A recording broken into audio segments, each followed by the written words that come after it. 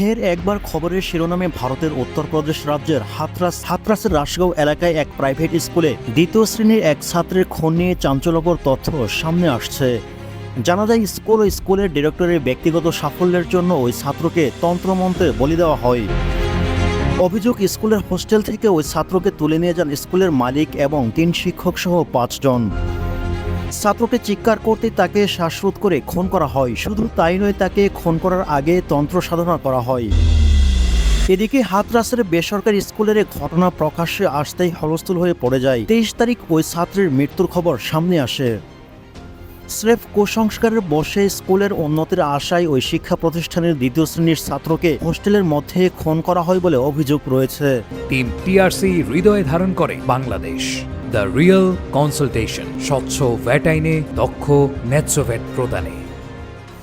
ঘটনার দিনের কথা বলতে গিয়ে সংবাদ সংস্থা ANI-কে মৃতের বাবা শিকেশন কুশওয়াল বলেন, 23 তারিখ বিকেল 5টা নাগাদ আমাকে স্কুল থেকে ফোন করে বলা হয় ছেলে খুব অসুস্থ। আমি তাকে বাড়িতে নিয়ে আসতে বলি, কিন্তু তাতে ওরা রাজি হননি। স্কুল থেকে আমার বাড়ির দূরত্ব 6 কিলোমিটার। আমি রওনা দিয়েছিলাম, কিন্তু ওরা তখনও বলেছিল শাহবাদে আছেন, কখনো বলেছিল খলেন্ডিতে আছেন। আমাকে বিভ্রান্ত করা হচ্ছিল।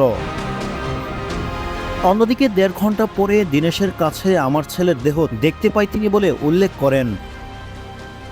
তদন্তে উঠে আসে কালো জাদু সম্পর্কিত ঘটনা থেকে এ চাঞ্চল্যকর খুন। বিস্ফোরক তথ্য জানা যাচ্ছে, এর আগেও সেপ্টেম্বরের 6 তারিখে ওই স্কুলের আরও একজনকে খুন করার চেষ্টা করে অভিযুক্তরা। তবে সে শেষমেশে প্রাণে রক্ষা পায়।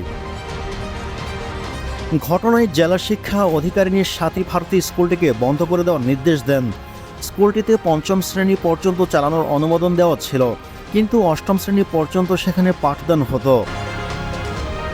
জেলা শিক্ষা কর্মকর্তাদের নজরদারি নিয়েও প্রশ্ন ওঠে। ছাত্রকে বলি দেওয়ার অভিযোগে এখন পর্যন্ত 5 জনকে গ্রেপ্তার করা হয়।